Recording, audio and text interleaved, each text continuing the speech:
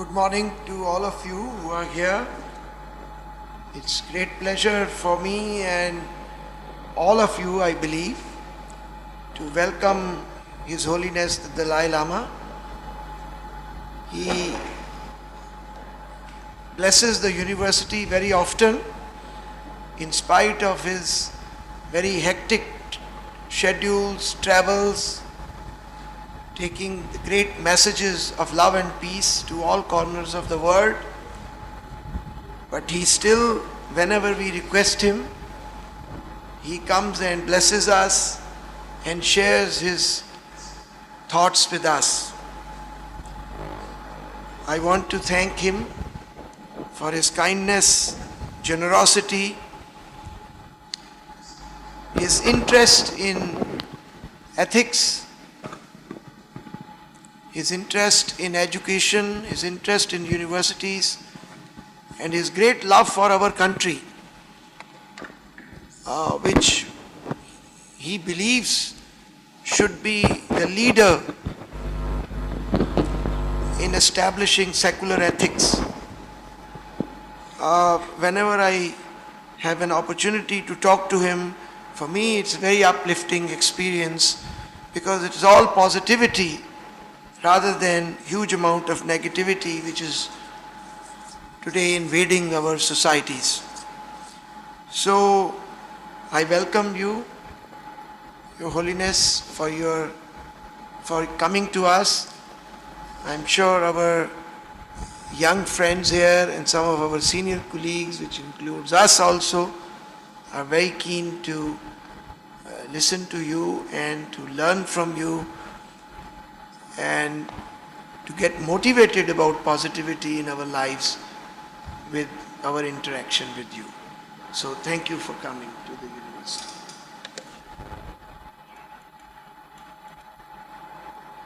I would now ask you to conduct this as per your wishes and as you think it is proper.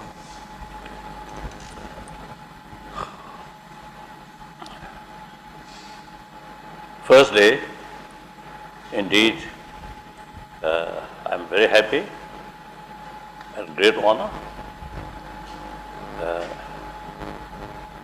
to participate our meeting. I just express I prefer name honorary professor of the university rather than Dalai Lama.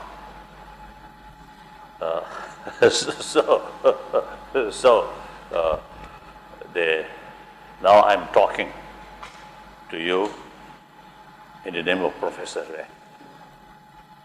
but reality, hopeless professor. Firstly, those sufficient time to concentrate those subjects which supposed to talk. No homework, no sort of proper preparation. Secondly, of course, I'm lazy. So, I say, prefer sleep rather than serious homework, right?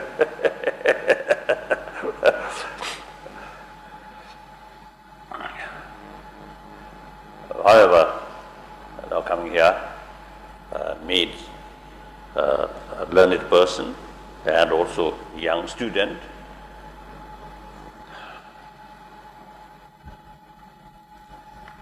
Particularly young student, you mainly belongs this century, 21st century. We belong, particularly my generation, belongs 20th century. So it's gone. So we are, my generation, ready to say goodbye. But your generation, now only 10 years passed, 90 years yet to come for this century. So I always pray and wish and also telling people 20th century become century of bloodshed.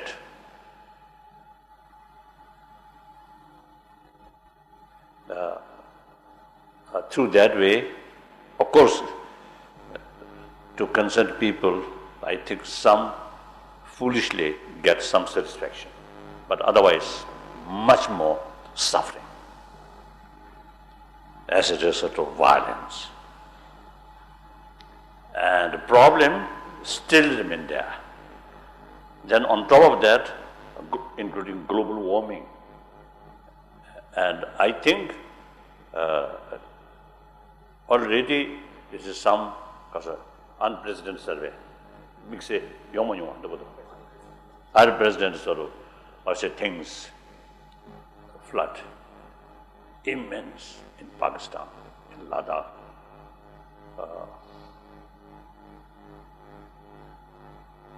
And of course, other part of the world, a lot of fire. So these, I think we already now witness, you see,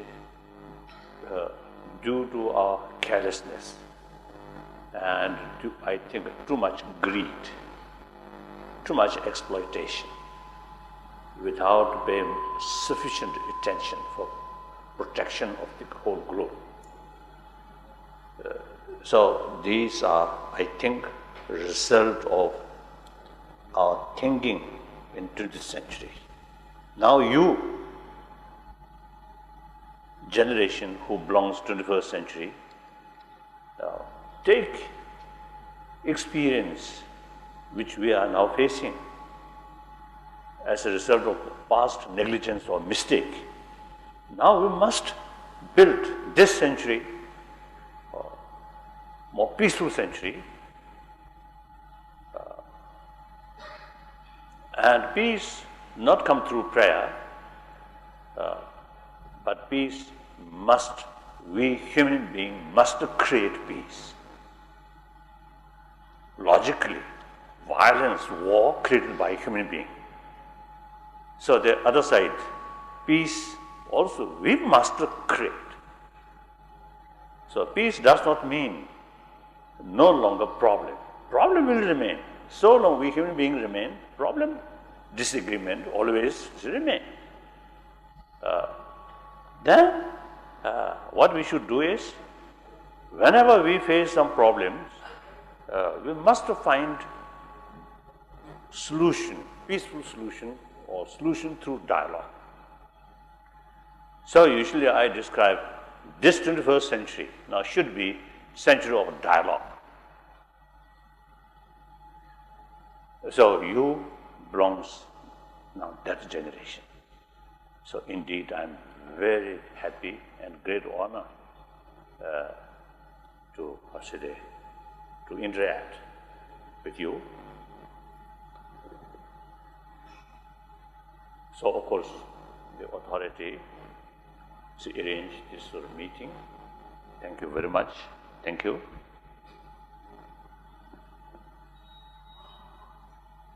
The theme is very good.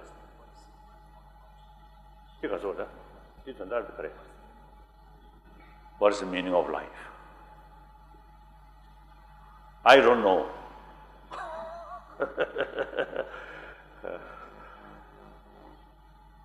Perhaps I am Buddhist and I study many Buddhist texts which wrote by Nalanda masters or Nalanda professors like Nagarjuna or these things. But I'm not talking as a Buddhist, but maybe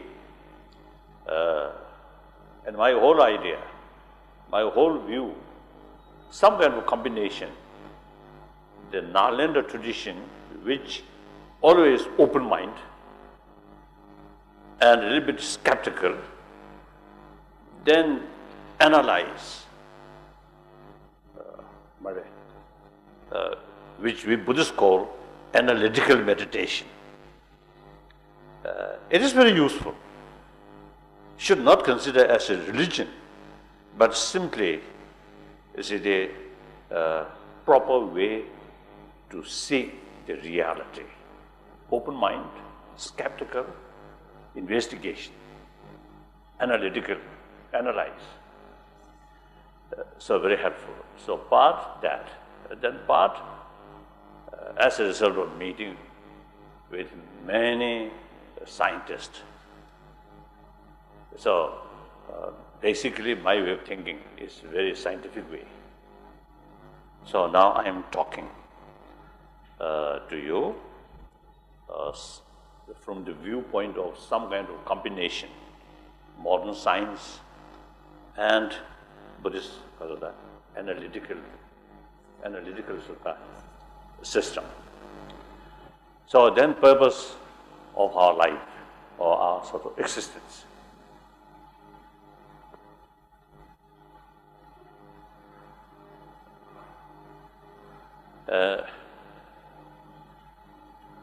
All things which have life, including rocks, stones, of course much longer period, but there is life. So every sort of living thing, they, by nature, they have the right to exist, to survive. Then those phenomena which have life, but no consciousness, no cognitive power, no feeling, pain and pleasure. That's one category. Another category,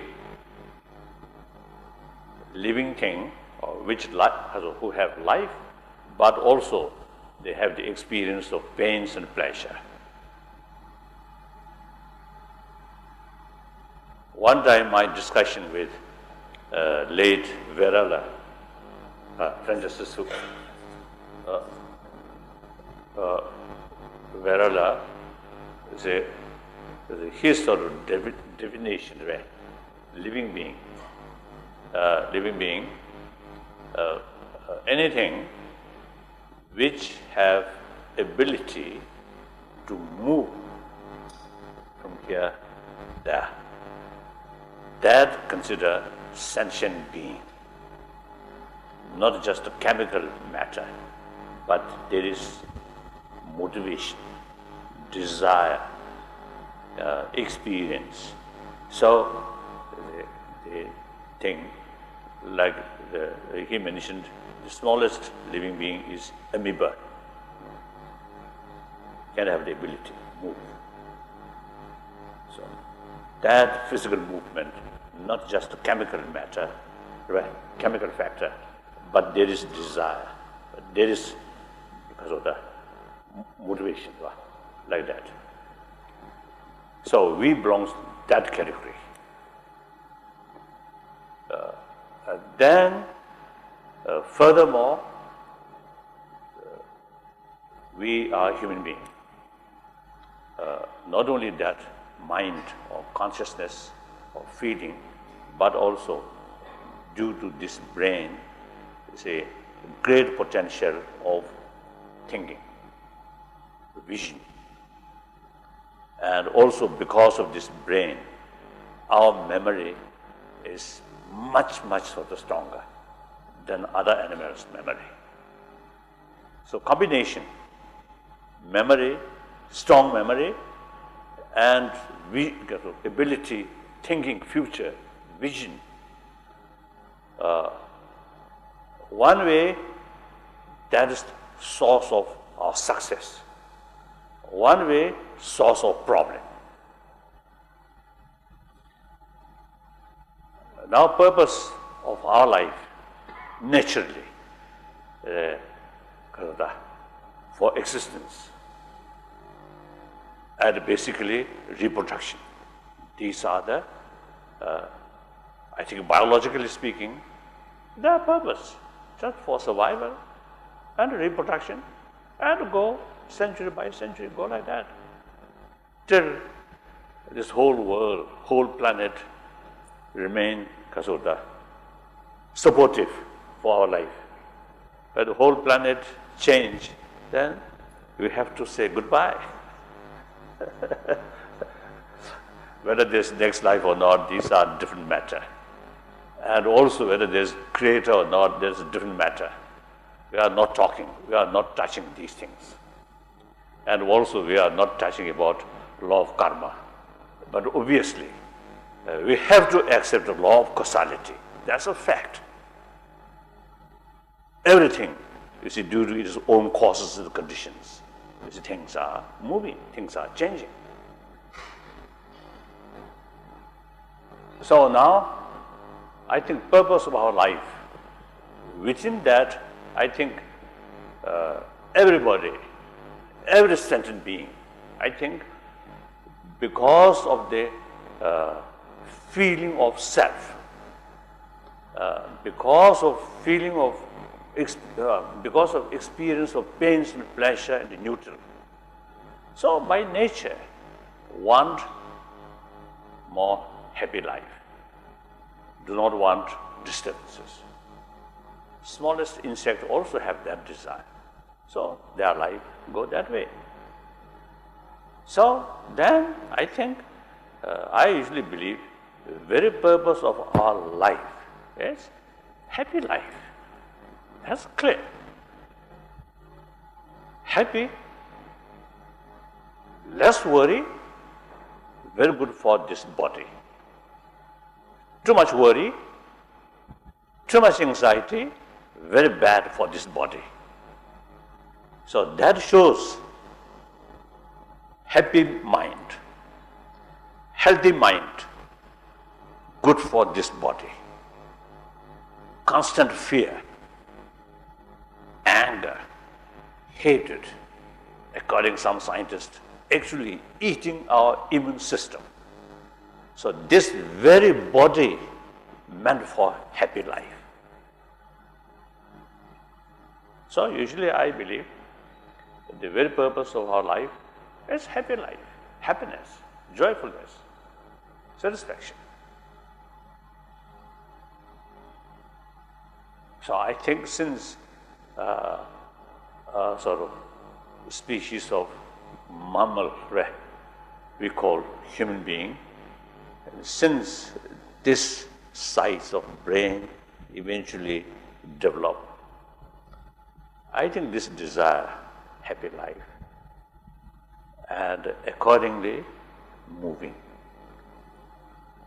Thousands rather, I think several millenniums, you know, several millenniums, go like that.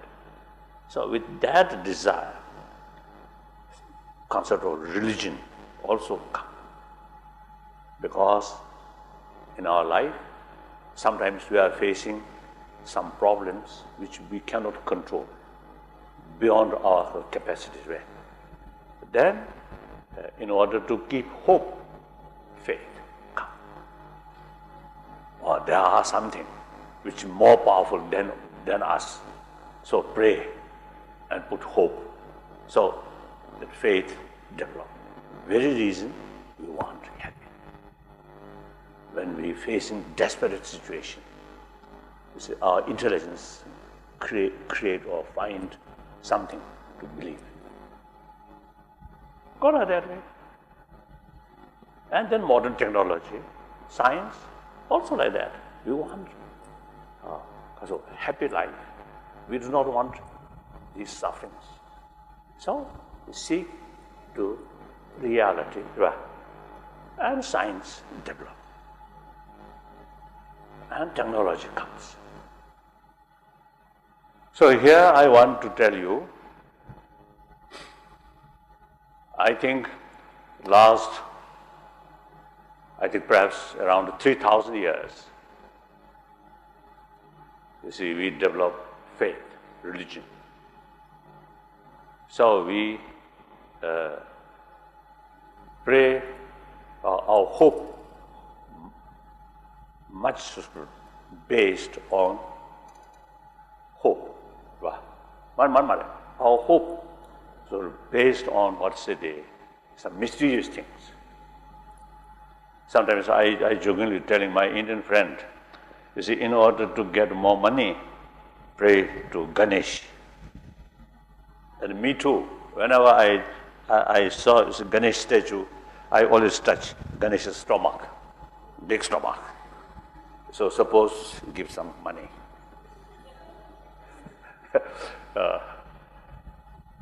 We Tibetan, as a Buddhist, we also, there are variety of different deities, different form of Buddha. But ordinary people more prefer these deities who suppose give you wealth. Or like medicine Buddha, you see, simply cure your illness. Not thinking about a nirvana, not thinking about Buddhahood. So I think one clear indication, sometimes we consider these little deities which give us wealth, health, healthy, these consider more important, more intimate, rather than Buddha. When we saw Buddha statue, oh, Buddham Shanam Gacchami, that's all. When Ganesh come, oh, really, some incense, some flower, and because it's deep inside, our desire is just for this life. Then last about 200 years, science developed, and with that technology developed. All our wish immediately can materialize, not like prayer. So naturally, we develop more interest, science and technology. All our desire immediately materialize, immediately bring. Our health improve, facilities improve, our life becoming more convenient, like that. Then, later part of 20th century, people, particularly in those countries where material influence were highly developed material, begin to feel there is a limitation. Money, or the material values, there is limitation. Obviously, I also, have sort of contact. Some billionaire, very rich. As far as the money is concerned, no worry. But as a person, very unhappy person. And also great scientist, great sort of technologist, great sort of full of knowledge. But as a person, unhappy. Now that shows material, material facility, including money. There is limitation. Cannot bring inner peace, mental peace. Inner peace only come through right kind of mental attitude. It is clear. And also our health. Now, later part of 20th century, in medical science, now scientists now begin to feel human emotion is very important factor for our health. And for as a preventive measure, healthy mind is very crucial. Even you get some sick, recover. Healthy mind is very crucial factor to recover, to recover. Even animal. One time, it's a scientist, they mentioned Kasachoti. I think guinea pigs, 2 guinea pig, same injury. One guinea pig put alone, another guinea pig with another guinea pig as a friend. So same injury, but then recover the guinea pig with other guinea pig which licking often. It's like that, right? Licking. So recover much faster that guinea pig who received licking from another guinea pig than the other guinea pig without sort of what's today, without sort of some kind of showing affection from other. So they have no religion, but a biological factor. More sort of sense of feeling of someone taking care. So that brings more self-confidence. That brings more enthusiasm. You see, that immense help to recover.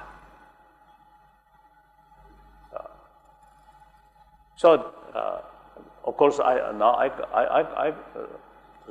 cannot remember the particular word. One very, very subtle, some genes or type of gene or something. Do you remember the name? Actually, it's one meeting. They demonstrated one sort of picture, remuting. A diagram. They explain person who have more warm-heartedness. That small thing, little bit long like that, and then on top there is something. So those individuals who have more warm-heartedness or more compassionate feeling, then something on the top increasing and multiply. Then person who often feel fear, hatred, that thing eventually disappear. So they say that thing, that matter is the sort of basis of our health. They mention that. So these scientists, not religious-minded, they are not talking about next life or heaven. Simply how to build healthy body. So now these people clearly sort of demonstrated peace of mind as very good, very important factor for our health.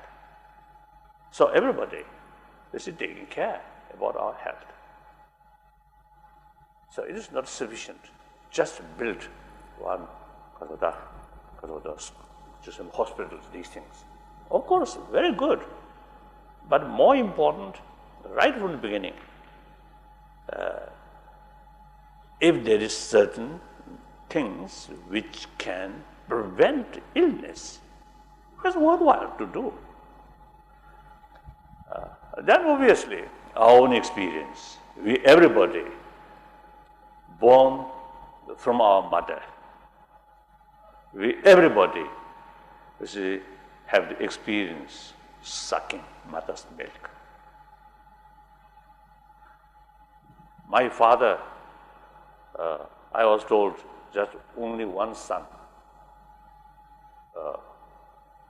of his mother, sorry. So, boy, very much sort of, boy and mother, very much sort of close. So, my father, when his age, around 9, 10, 11, as a villager, is you go to follow animals, right? After animals. When evening, when the animal return his home, he immediately, approach his mother and sucking milk. Their son already now reached 9, 10, 11 years old, now no longer any milk from the mother, but he's so sort of fond, like that. So everybody, have the experience. We survived, basically, because of mother's infinite affection, care, with mother's own milk. I think here in this room, apparently everybody seems very okay. But if we go as a day after life more deeply, then those individuals here who received maximum affection at the time of our young age, deep inside, much healthier, emotional level, much healthier, more self-confidence, much less fear. That those individuals, here may be professors or chancellor, including myself and Dalai Lama, at the time, young age, lacking mother's affection, or even without mother's milk, just cow milk or some other milk, I think deep inside, less sort of self-confidence because of experience at that moment, you constant fear, loneliness. So that, because of the traces, remain whole life. So that's our common experience.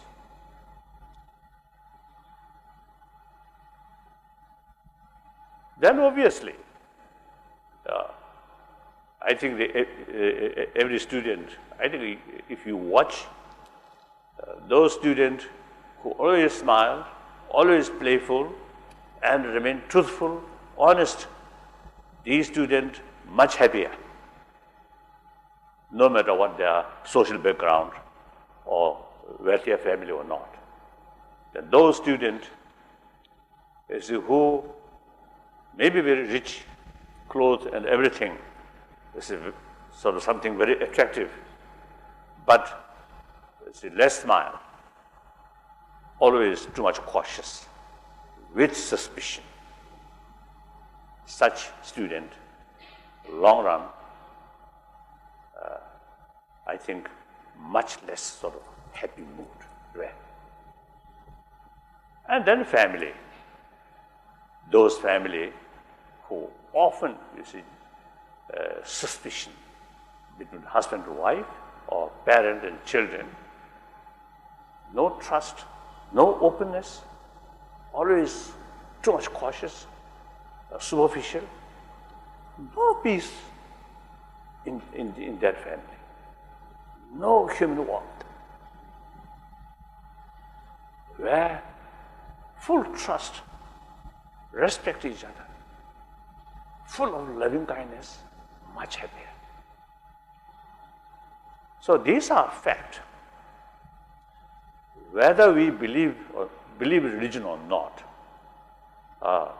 these inner values are key factor for happy life, happy family, happy community. So that is later part of 20th century, at the beginning of the 21st century. Now more and more people now realize that, particularly in the field of scientists, among the scientists.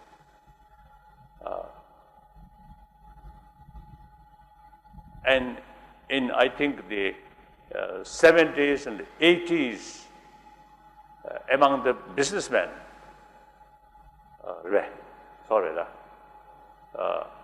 seems to see much less talk about the value of compassion. Now later, 90s and 2000, how more and more among the businessmen or richer family also now showing the value of inner peace or the peaceful mind.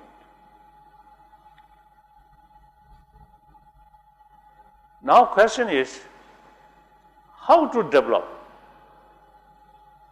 how to bring inner peace through prayer. Large number of people actually non-believer.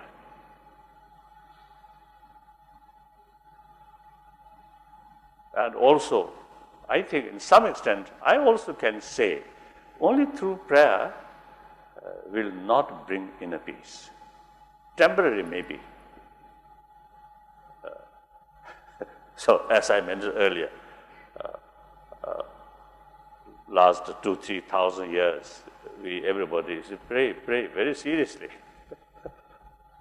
I think this year, a few months ago, a partner, the chief minister, Bihar government, constructed one Buddhist temple and some Buddhist relic from different Buddhist countries put there.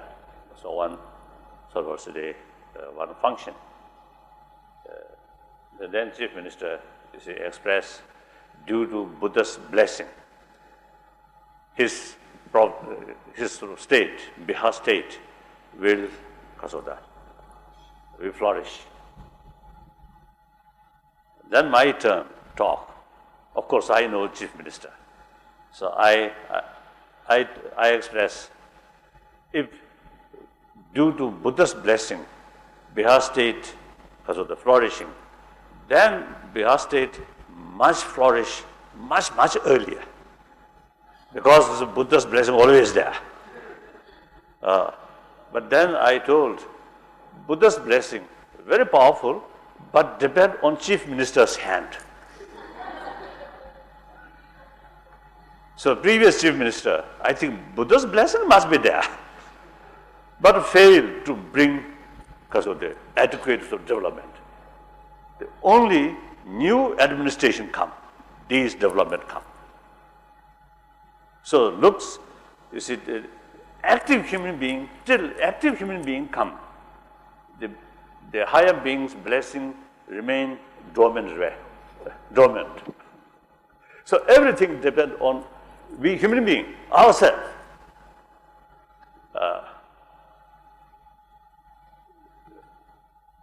So now the way to promote. So you see, some people may feel now 1,000 years. You see, we totally believe or rely on religious faith, but faith. So now today also, unless we something moving ourselves, is it difficult to expect. So those then and various religious institutions, the influence to the society is limited. And particularly at the time, there's some additional conflict in the name of religion. Very bad example. People lose faith. That's fact. Whether we like it or not, it is fact. So now, one way, we have to make every effort to bring inner peace. Inner peace much depend on concept of loving kindness or these things. These are 1,000 years, all major religious tradition, whether theistic religion or non-theistic religion, all talking about these things. So therefore, some my friend, see, when I talk the secular ethics, about secular ethics, then some my friend believe ethics, any ethics, moral ethics must be based on religious faith.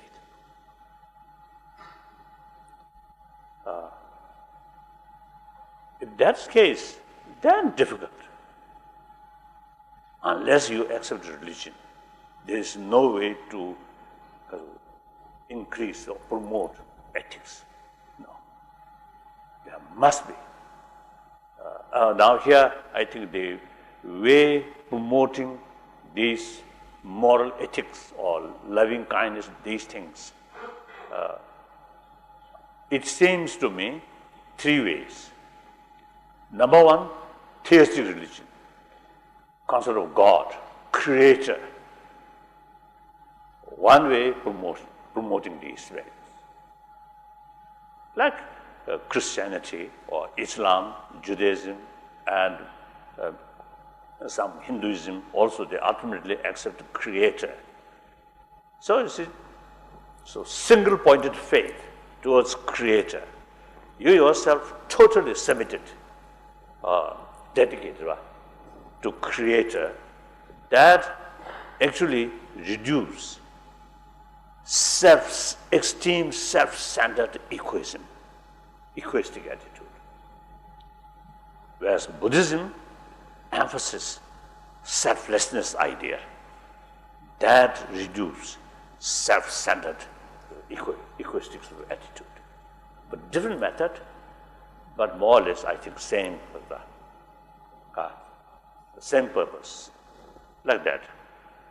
So that's one way. Then of course, they all sort of religious tradition, theistic religion, they all describe Buddha or God, infinite love, infinite compassion. Nobody say God is full of anger. Nobody say that.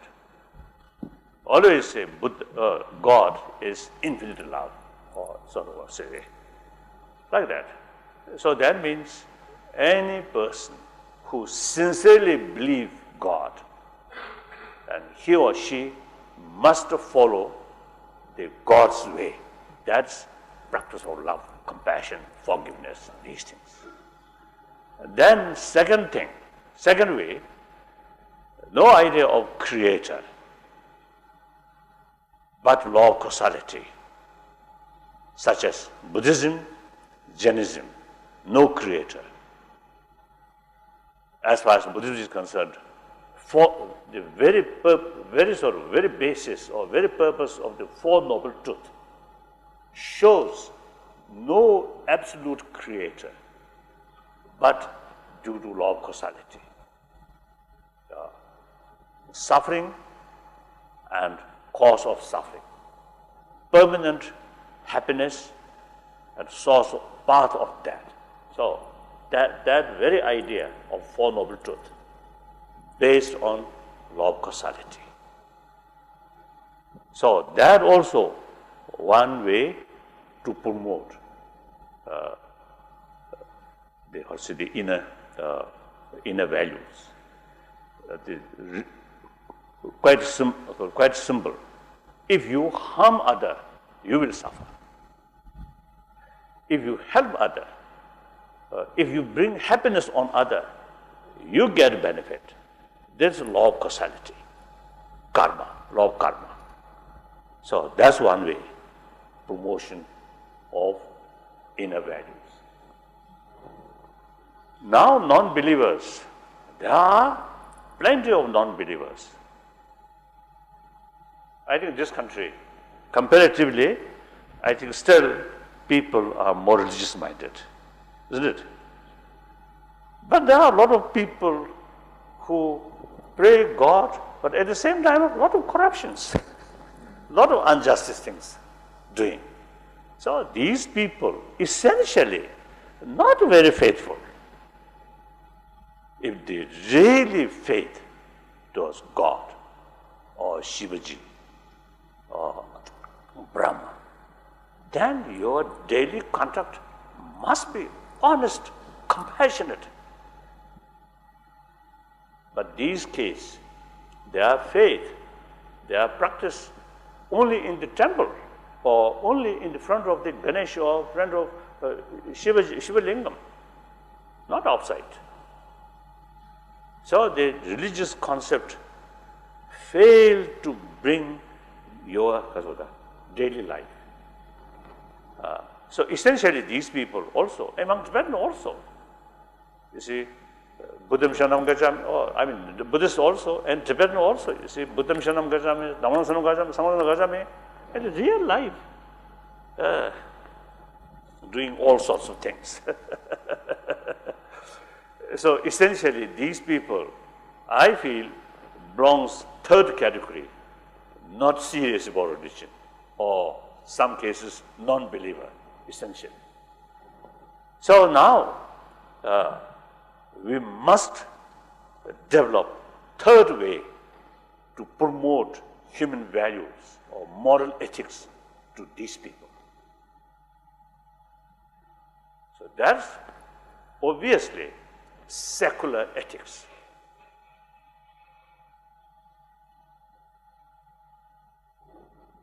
The other day, when I met Advani ji, he mentioned to me one of the reasons India, this country, very successful about democracy, is 1,000 years in this country, this tradition. It's a philosophical viewpoint, criticize each other, but on person's level, respect each other. He mentioned the Charvaka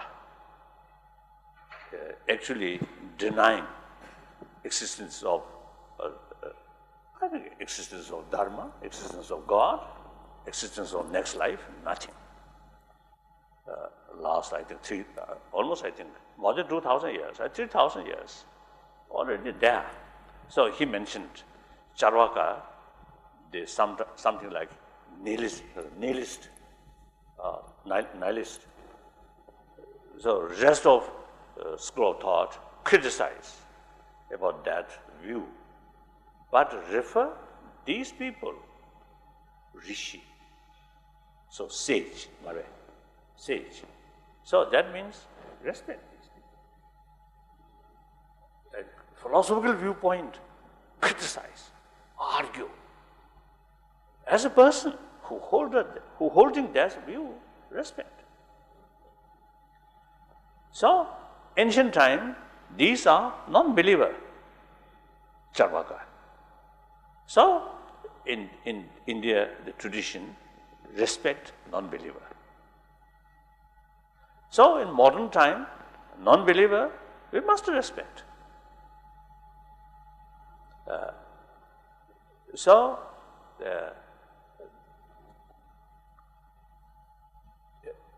There must be third way to promote human values or moral ethics without touching religion.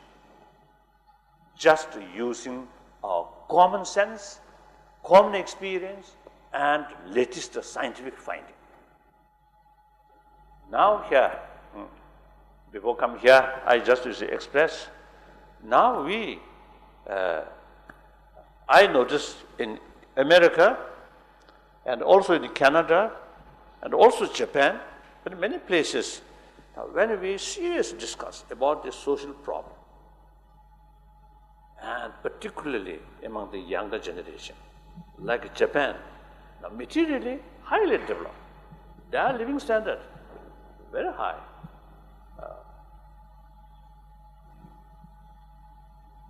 But among the student in Japan, the mental problem or depression increasing, and number of cases of suicide among the student also increasing. So likewise, in those developed countries, some kind of crisis among the people, particularly among the youth. So you see some kind of certain sort of senseless act, you see killing, shooting, just like that. These things happen. Then of course, like the terrorism, these things, also ultimately due to lack of moral principle and also corruption. Nowadays, you see newspaper, you see mentioned about the Commonwealth game, something wrong there. So these clearly sign of lacking moral principle. Without moral principle, self-discipline will not come. Without self-discipline, whenever opportunity comes, then wrongdoings, you see, easily happen, like that. So therefore, now we really need some effort to promote these values through a secular way. When we think about that, India is the really appropriate place. Your constitution also based on secularism. And secular is common here. I often, you see, receive negative attitude from my Muslim friend as well as some sort of Christian friend. When I talk about a secular, then they say, oh, secularism means rejection of religion, disrespect to religion. Then I sort of explaining to my friend, according to India, secularism, not at all disrespect to religion, but respect all religion. And no preference, this religion or that religion. And also according to Advani's sort of explanation, the India, 1,000 years, respect non-believer also. So therefore, although like Canada, Quebec, last year,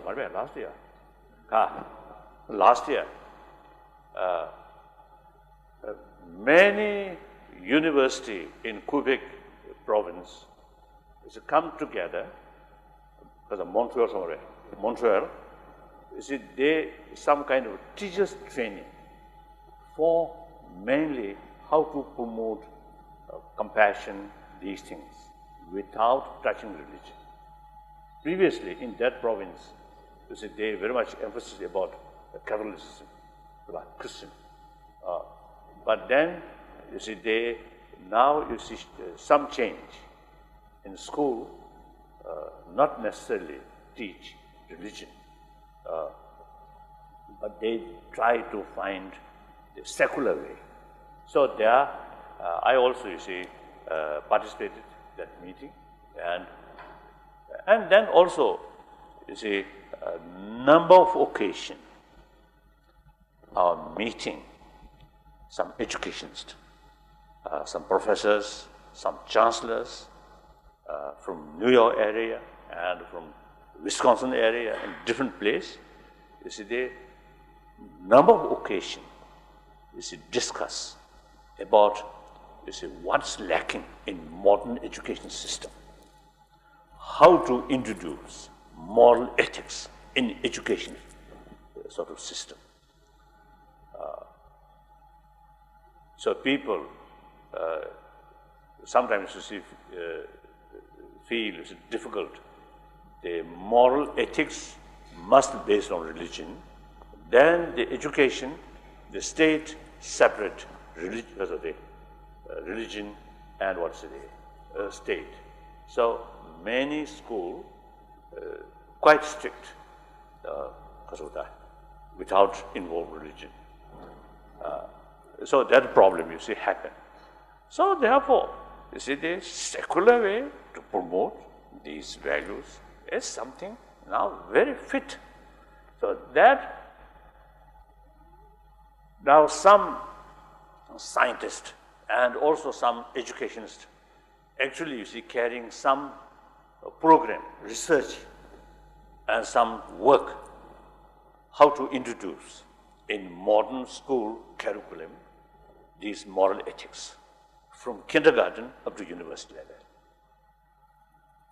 So now in this respect, I think India really appropriate sort of what's a place to think more and discuss and more research.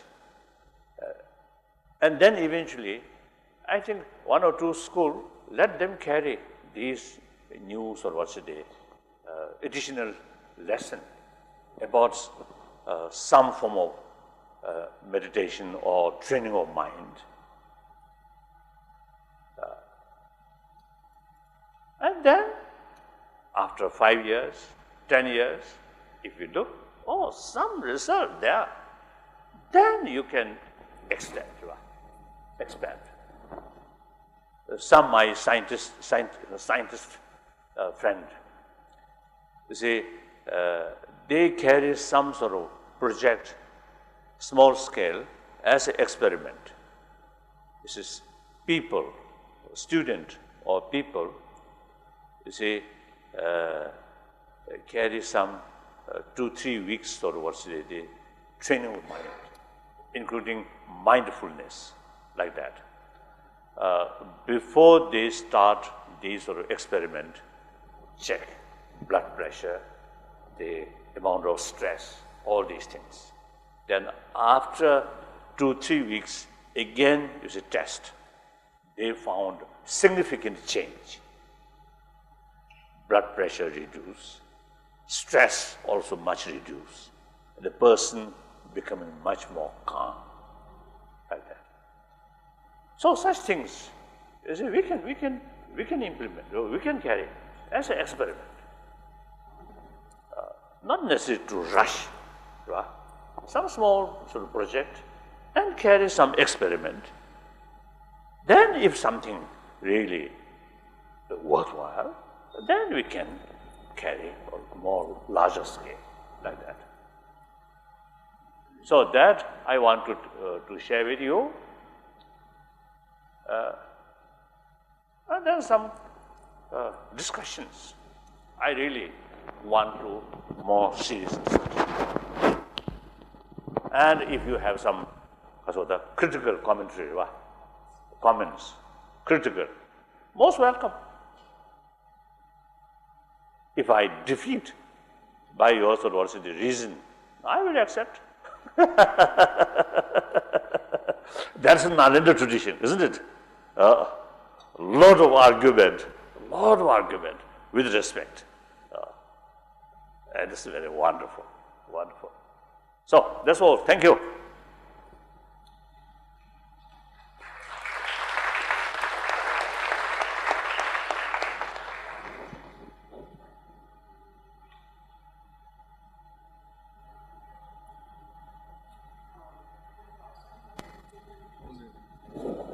We can have some questions now. The mics in front of everybody in the front, these rows here, yes? You need to press the button so that, and the light will light up, then you can ask a question. After you ask the question, press the button again so the light goes off, otherwise there's interference in sound. And so perhaps we begin by asking questions on what's been said by His Holiness as a way in. Who would like to go first? Press the button and you, yeah. Good morning, sir.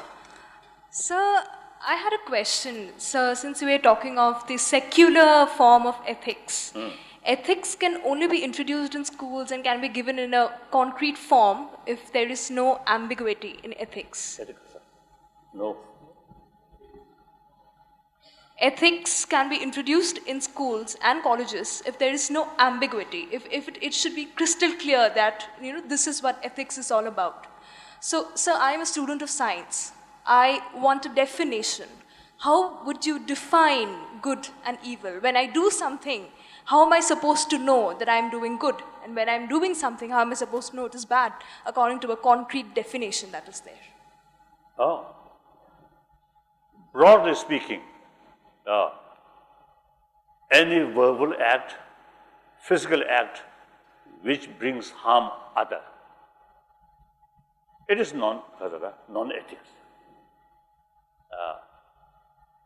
Helping, of course, everybody have the feeling of I. So by that, taking care maximum oneself. There, nothing wrong.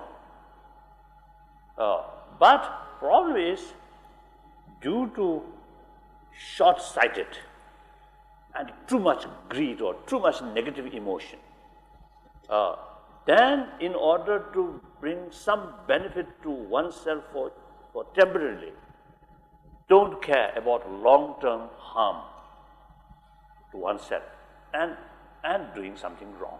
Now, for example, cheating, stealing, corruption, any injustice sort of work, that's unethical. Anything which benefit to other, not harm other, ultimately bring sort of immense benefit to oneself. I think if you ask a person who doing wrong things, cheating, lying, hypocrisy, and such artificial way doing, I don't think these people, in deep insight, I think not comfortable. Open, sincere, transparent, truthful.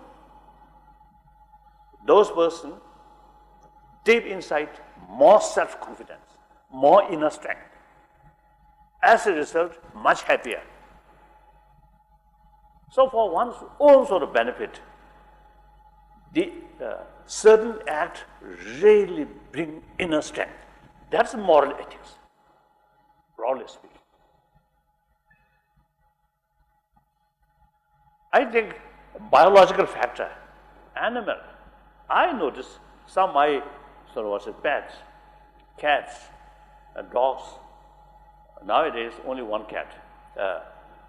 When I they treat them with sincere motivation, they appreciate. When a little cheating, giving some food, but some other motivation, sometimes they know.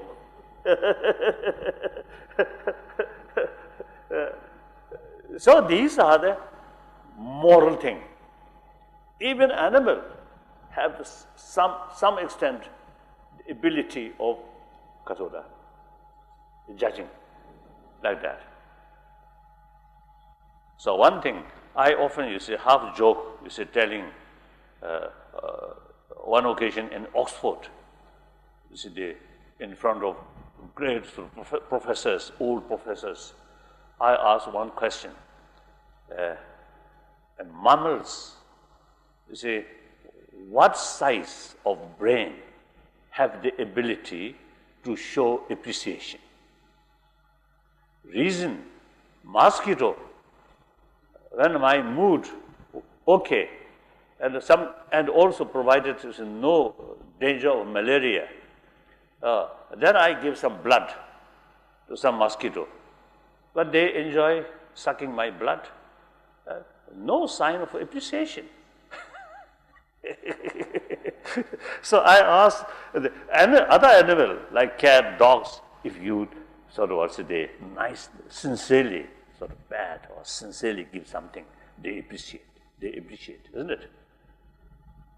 So what size of brain have the ability to recognize others' good action? So no answer. So still I have no answer. So like that. Yes? So you started off the discussion by talking about meditation, particularly analytical meditation.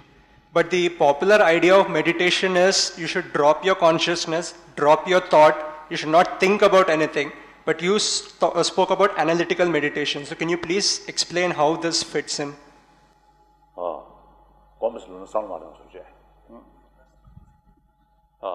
meditation, as a concentration, so Sanskrit.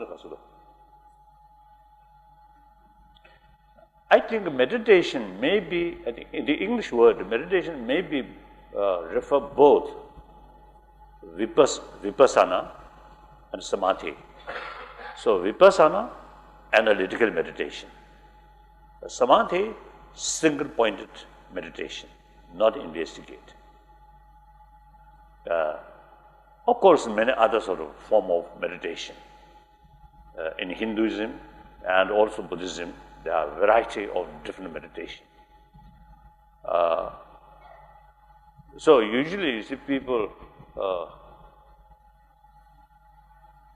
as you mentioned, meditation means something fully rest, not using our brain, not stopping brain.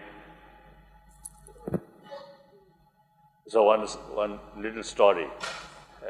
When Bihar Chief Minister, you see, sent some officials invite me in order to invite me to carry the invitation.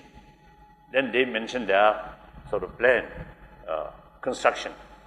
So they originally only meditation center. Then I suggested the Buddhist meditation. In order to carry Buddhist meditation, you should know what is the purpose of the meditation, what is the motivation of the meditation, and what is the actual conduct of meditation.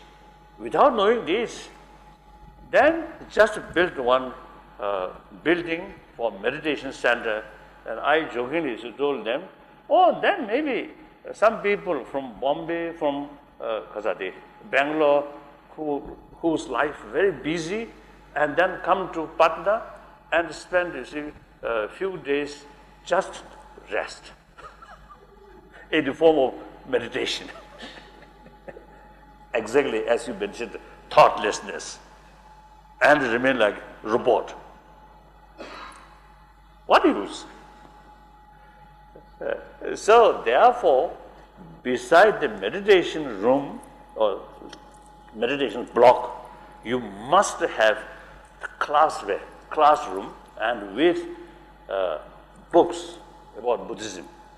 And first, let them study, let them know the purpose of the meditation, what form of meditation, what motivation.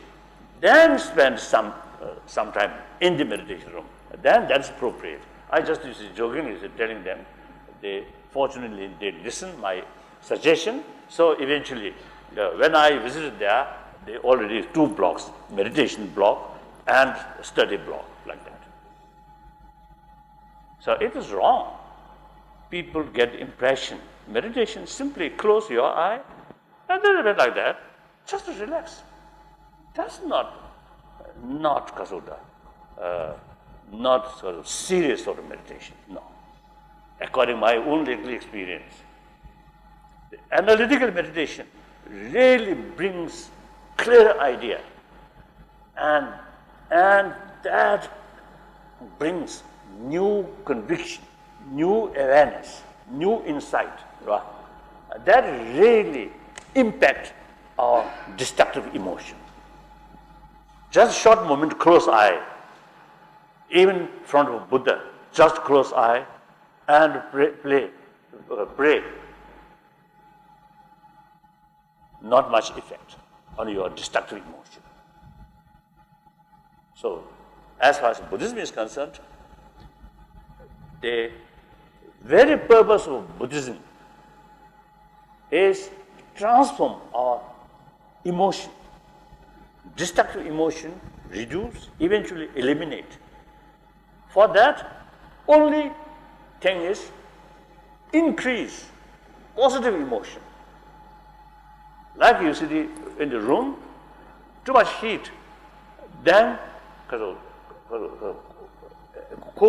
coolness must increase. Then the heat reduce. That's the only way. Never materialize prayer or visualize you are in the eyes. Will not help. You must do something. air temperature, cold temperature increase, heat reduce. Similarly, emotion, although no physical, no color, no kazoda.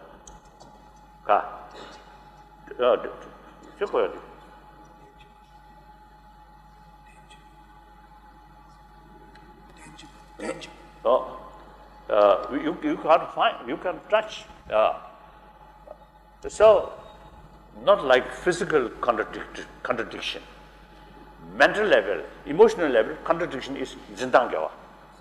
On the mental level, the contradiction needs to be thought of in terms of how the objects are perceived, how the objects are apprehended. Now, for example, you see one fruit, for example, one arm somewhere. Or mango, one mango. One mind, at the beginning, one mind, you see, felt, oh, this is very good, must be very sweet. And then someone told you, no. Or you yourself, you see, tested. Then not that much sweet. Then the second part of your mind, no, this is not sweet. So these two minds, contradictory. One mind, one level, consider very good, sweet. Later part of the mind, the same object, same fruit, but continuation of that mind, completely contradictory. So that's the Dzanga said. So this indicates how the first moment of the mind, which views the mango as very sweet, and the second moment of the mind, which sees the mango as very sour or non-sweet, these two are contradictory in terms of the apprehension of how the mango is perceived. So, in order to, mentally, any sort of contradictory mind, the mind which has valid basis always can increase. The mind or emotion which no sound basis, no matter how forceful or temporary, it cannot remain. So now, loving kindness, compassion, sound basis, scientifically, religiously, philosophically, more sort of familiarized, more alive in your mind, you get benefit. Opposite, strong anger, hatred, very strong, but no proper basis. If you think long term, if you think more holistic, you will find that strong anger is based on ignorance. All these destructive emotion, no proper base, because that's now Buddhist way. All destructive emotion based on ignorance. Now, for example, may I go further? Oh, now I can stop. Thank you. It's very good. I think very good. You should know the meditation is not that simple. Analytical meditation is much effective, much better. Yes, now. Your Holiness, I seek blessings for a friend of mine who could not make it here, Nihal. The question is, you talked about human beings are logical, but at times in decision making, I feel as if I'm in a conflict between my logic and my instinct. My mind calculates and say, do this, but my heart, the inner call inside me, asks me to do something else. Who should I listen to? Karsa.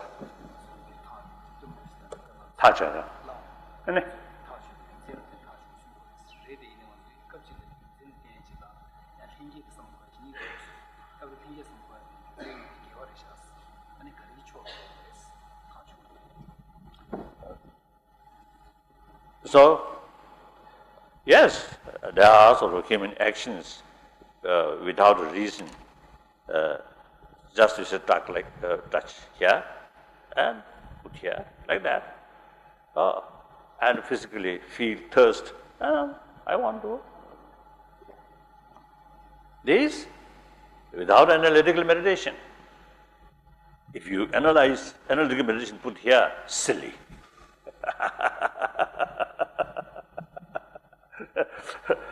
But the consequences also not that much serious. Any action which consequences is more serious, more larger, then these things usually not come that kind of automatically. But firstly, you develop desire, then motivation, and often, you see, wrongdoing carried with certain motivation. That motivation drives by desire, one-sided desire, short-sighted. Of course, when you have some kind of disagreement, if you use harsh word and if necessary, a little bit physical action, you get satisfaction. But very short-sighted, too much emotion. Without thinking, if I use harsh word, what imprint in the other person's mind? That may remain months, years. Disagreement there, but you solve or accept half their viewpoint, half your own viewpoint, compromise, dialogue. No longer any long-term negative consequences. Like that. Immediate, spontaneous emotion, most cases negative, short-sighted. The thinking, analyze, then certain motivation. This motivation is valid basis. Strong motivation about concern of others' well-being.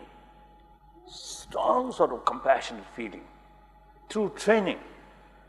You see, these then at reach certain level, it become emotion. But with solid basis. Through training. Not come automatically or spontaneous. Anger, hatred, these basically come from spontaneous.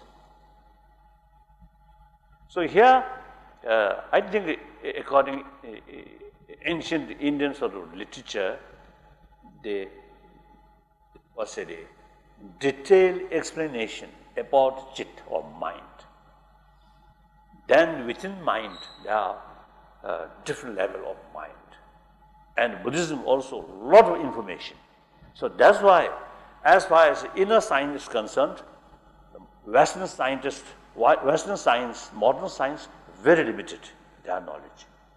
So last 30 years, more than 30 years, you see, as a result of our dialogue with modern scientists, now 30 years, interest among the scientists much increased.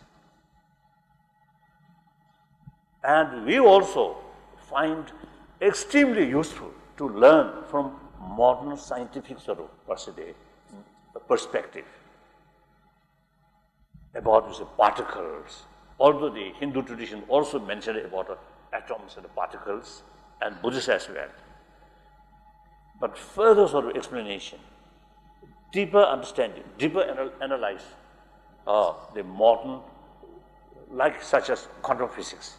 Essentially, very similar mathematical philosophical viewpoint and quantum physics, very similar. Many similarities, like that. So, we have plenty of sort of resources about mind. So, with this ancient literature and a scientific sort of research, through research of brain or genes, through that way, they pinpoint, they calculate about emotion, like that. I often, you see, teasing some of these scientists, because, you know, they say, they found the certain part of the brain, I can't remember the name, when we suffering oneself, overwhelming suffering at some place, one place, no, not in the middle, I think somewhere, you see, some part of the brain more active. The same area, when we develop serious sort of concern about others' well-being, the same place, the activity, activate, same place. So I jokingly told them, oh, then in that case, our brain is so foolish. The motivation level, one, the mental level, one, you see, very much out of concern about others' well-being. So at that moment, mental level, full of self-confidence, full strength, and on that basis, you see, taking serious care about others' well-being. Other, just overwhelming your own suffering, pain, so because of the hopelessness, helplessness, some kind of loss. The other one, full of strength, taking care, being sort of concerned about others' well-being. So mental level, vast differences, but physical reaction, brain level, same area. So poor brain, no ability to distinction. Well, what's the mental level? Then jokingly, you see, often you see telling people, now one our own common experience, when we overjoys, sometimes tear come, isn't it? Sometimes too much pain, again is a tear come. But poor eye, no ability to distinction. So if I quite sort of smart, then tear come out of overjoys, then tear must come this side. Or too much out of pain, tear come then this side. Then I have some ability to distinction. That's not the case. So explanation about mind through brain examination, difficult. Brain level, very rough, gross. Mind, much more sort of sophisticated. So now the scientists also, you see, now begin to, because of that, realize they are lacking there. So further investigation. Now actually, Wisconsin University, the great scientist, Richard Davidson. Now, this year, when I visit Wisconsin University, you see, he actually now start one project about special sort of study, research work about these matters, like that. Yes? This way. Are you satisfied? Okay. Yes? Sir, how do you prevent religion from... Then I think, conclusion, I think I may add, generally speaking, any positive, constructive, positive emotion usually come through reason, training of mind. Those emotions which come spontaneous, generally speaking, destructive emotion. Sir, how to prevent religion from orthodoxy? Religion from orthodoxy.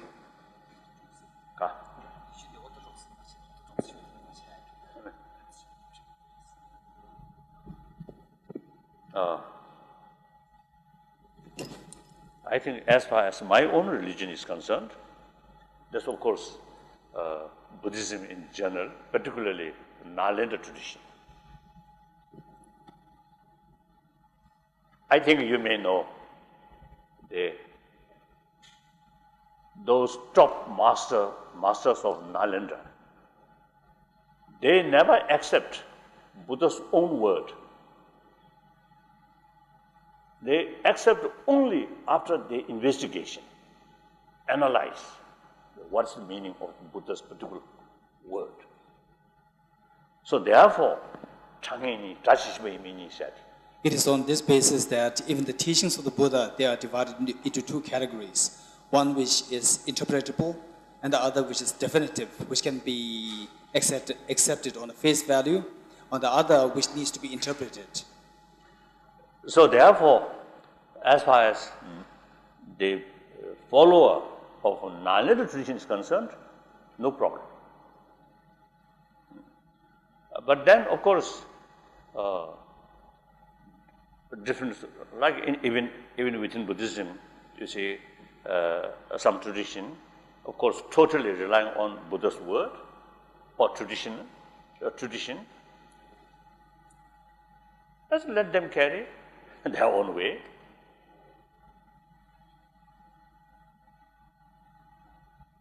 So I think we have no right, you see, to interfere. Right? Interfere in their sort of way of practice. This is my feeling, my view. Of course, sometimes from the Buddhist viewpoint, now I think, frankly speaking, the concept of God, creator, Buddhist viewpoint, like Dignaga, great logician, and also the Dharmakirti, and also the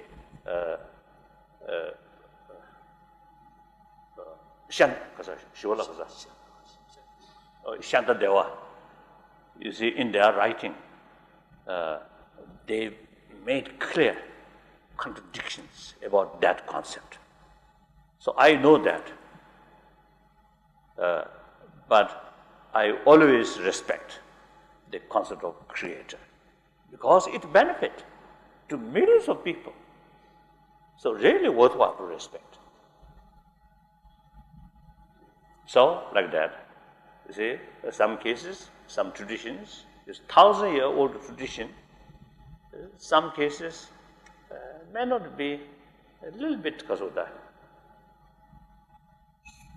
relevant to today's world, but that's just beyond our sort of what's the day, beyond our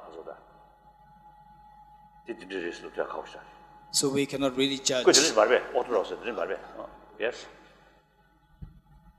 We cannot really judge on the basis of their appearance. So the better to keep it as it is. Sir, good afternoon, sir. Sir, I would like to... Where? Oh, yes. Oh. Sir, I would like to know that normally in our lives, pleasure are our driving forces. Like we are driven by pleasure. Like watching movie gives me a pleasure. Going out with friends give me pleasure. So, how to differentiate between the pleasure and real happiness?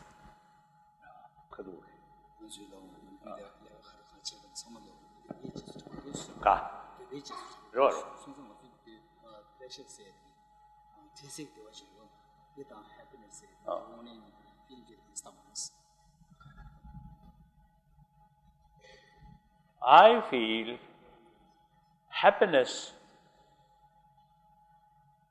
I think in the sense of satisfaction,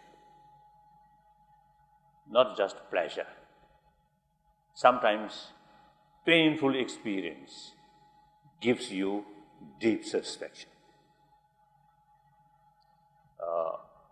So now here, I think important make distinction.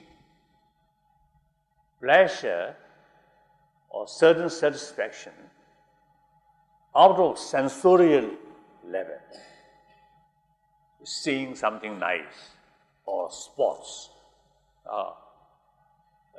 Some cases like I think the African game World Cup, what called they? Some people, I think whole night spent watching the television. I think next day, I think maybe too much sleep. So I think the daily work may suffer, isn't it? So these things, you see, too much relying on sensorial levels of satisfaction and music and taste like that. So these, so long the facility which gives you satisfaction on sensorial level, so long that remain there, you get some satisfaction. When that gone, only memory, otherwise nothing. So another level, not depend on sensorial, sensorial channel, but thinking. And then through that way, you get some satisfaction. That not depend on sensorial channel, sensorial object, much stronger, can last long. So, for example, all religion talking about faith, not relying on sensorial thing. Then Buddhist, and also is all religion talking about love, compassion. These not depend on sensorial thing. Then Buddhists analyze reality. And then once you develop deeper realization of the reality, you get tremendous sort of satisfaction. Never depend on whether that person is blind or deaf, no problem. You can get deep satisfaction out of mental level. That is long lasting. That really affects our life. So there are variety. People in the back, if anybody in the back rows wants to ask a question, you can always use a mic by coming forward. Yes, we are not restricted to the. His Holiness, I just want to know: is there any existence of God in the Buddhist philosophy, or what is the relevance of the luck factor in the Buddhist philosophy? Existence of God and relevance of luck factor in the Buddhism. Thank you.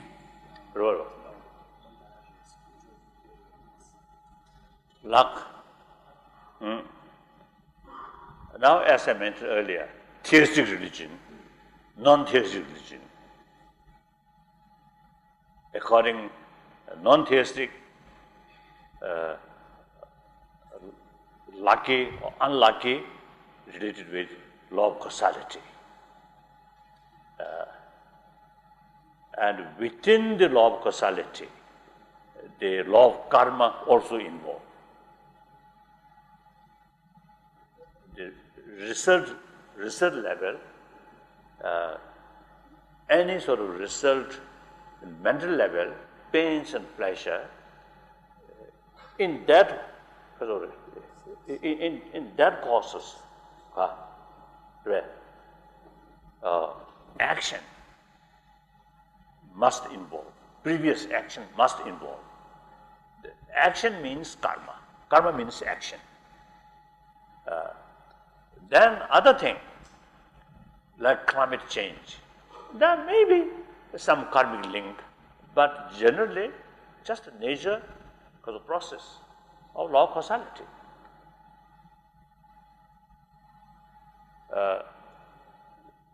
So, good luck, bad luck, lucky, unlucky, two simple words. There must be any event, there must be causes and conditions. Without causes and conditions, impossible, something happen. And then nature causes maybe some randomness. Randomness. That also, like one sort of, when snow falls, one drop of snow, you see, come direct. One drop of snow, little change. These are due to wind or due to some other conditions. I don't think any connection of karma. These are, including randoms. These are nature phenomena. like that. Sorry to interrupt you, His Holiness. Huh? It means, sir, everything is governed by the karma. Then, of course, you see, according to theistic religion, there is some complication there. Of course, from Buddhist viewpoint, of course, I don't want to interfere some other faith. But these great masters, you see, when they make, you see, contradiction in different sort of theory, even within the Buddhism, they, like a Madhyamika philosopher, a lot of criticize, make clear about the contradiction, about the Chitta Mantra sort of school of thought. This is within Buddhism, within Mahayana. And also, you see, they make clear all the contradiction about Sautantic school of thought and Vibhashik school of thought. So then beyond Buddhism, they also make point, you see, contradictions. So then, so there are, I mean, everything created by God, isn't it? I think now we are, we human beings, 6 billion human beings, I think a lot of problems we are facing. Whether these things created by God or not, or God give us graciously, choice, right? Freedom of choice, right? Free will. So, that is beyond my capacity to say. Good morning, Your Holiness. My question is, since you mentioned earlier that people are running after wealth, we touch Ganesh's stomach for wealth, you talk the bad condition of Bihar and due to the politician. So, from Buddhist point of view, say, should such moral or ethical lesson be taught to students at school or politician at parliament or assembly? Kasa.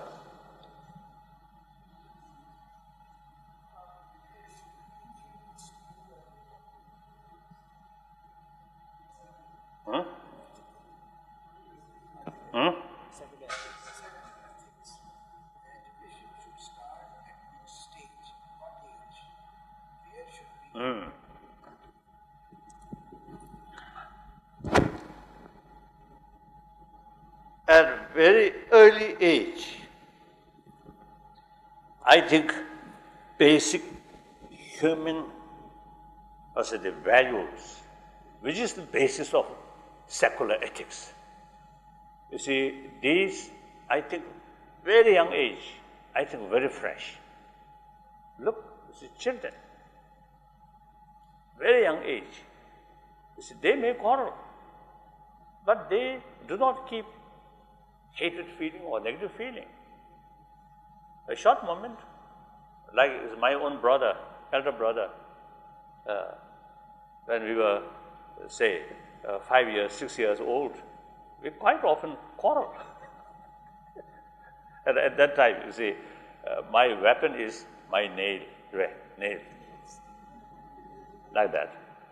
So some traces on my brother's face, you see something, that the blessing of 14th Dalai Lama. But, you see, within a few seconds, forget, play together. And the children don't care about the social background, whether high position or other. So long, play together. This is fine. So long, give smile. Okay. When we grown up, now, wisdom brings, when we met, what is their social background? If I do something, how much I get benefit? Everything calculate.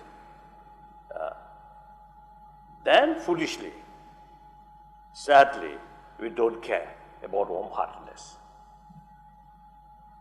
But we do care about money, power, like that. So therefore, basically,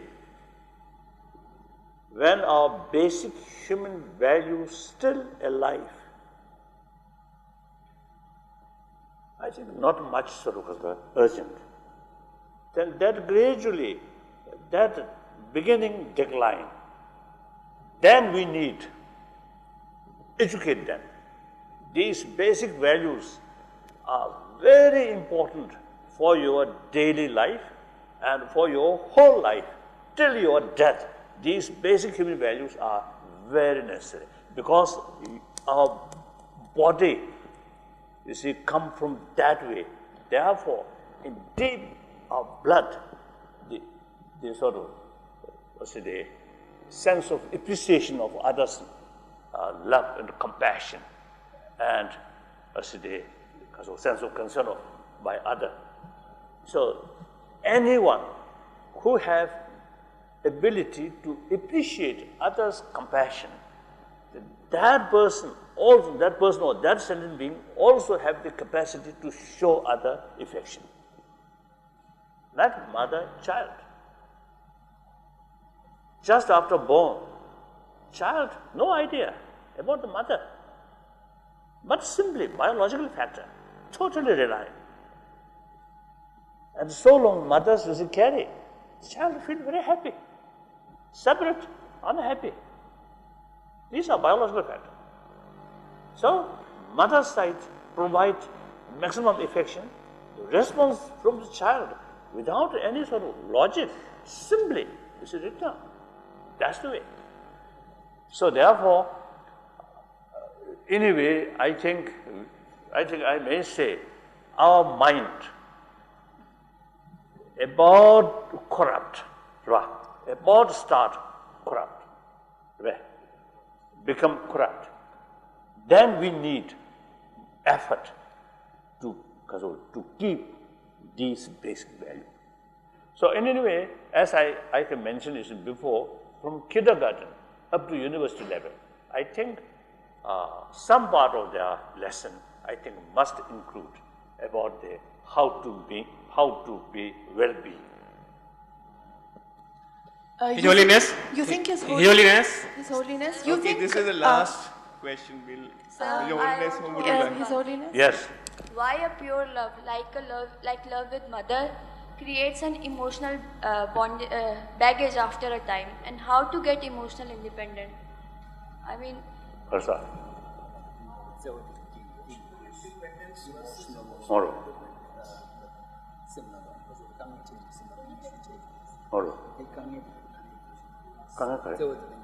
Tomorrow.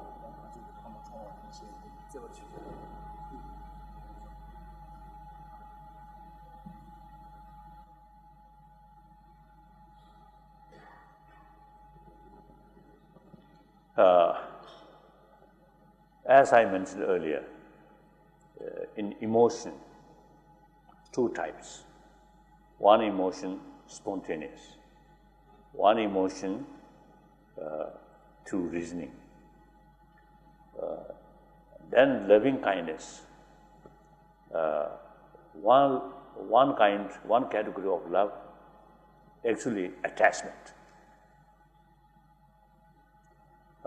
Another loving kindness without attachment. So loving kindness with attachment always remain biased.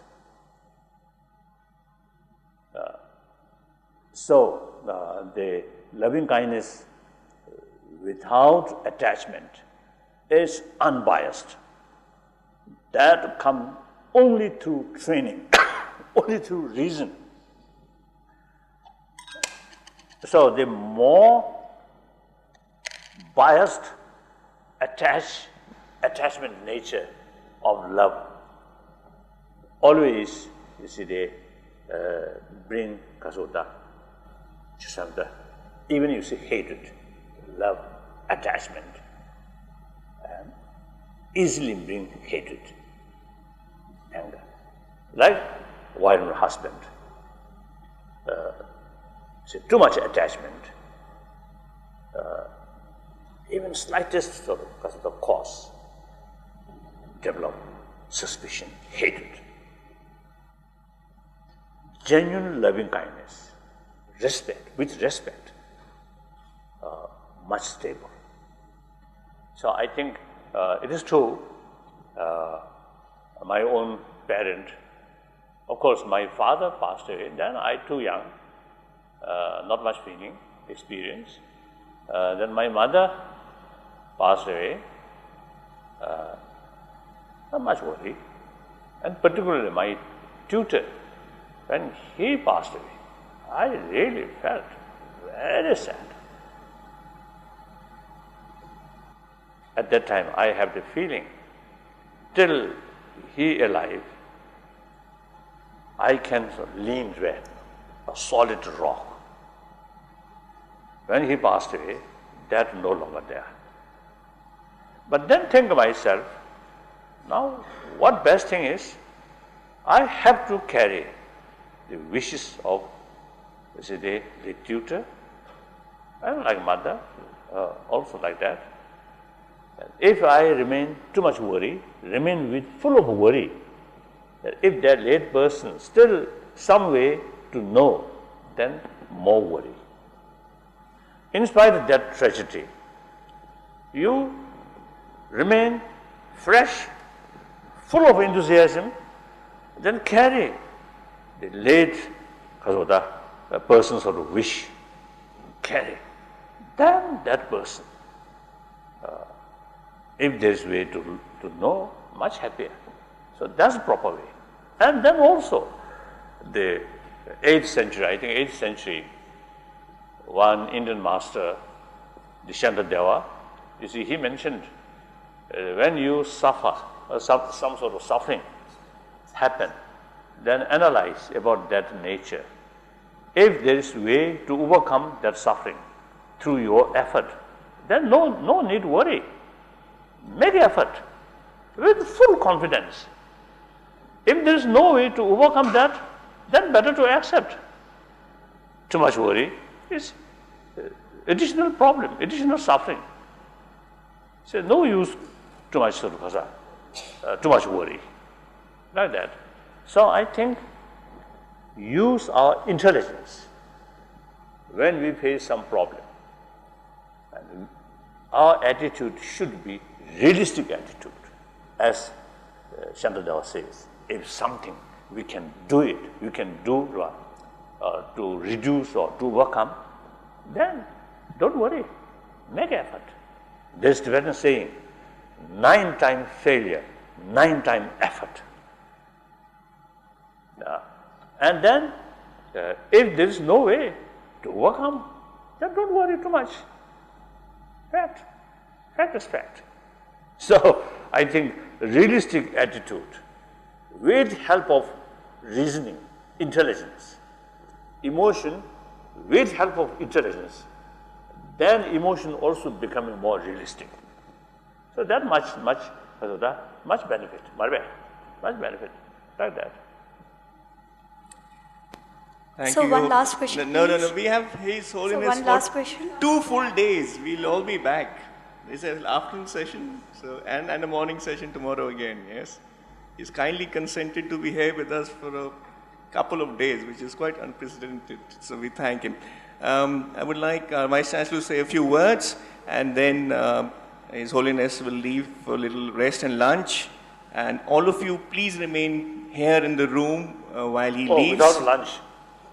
No, lunch will be served. They have lunch that's here. good. You also should They get their lunches here. So then I think your brain may function better. If you remain hungry, then difficult. Thank you. Thank you, sir. Not much to say, just to say thank you for all your words of wisdom, and I'm sure there are many questions, there's a lot of curiosity, so we will be all back to listen to you. Very good. Thank you. I really appreciate all your questions. Very, quite serious, very good question. But if you put silly question, then I may lose my anger.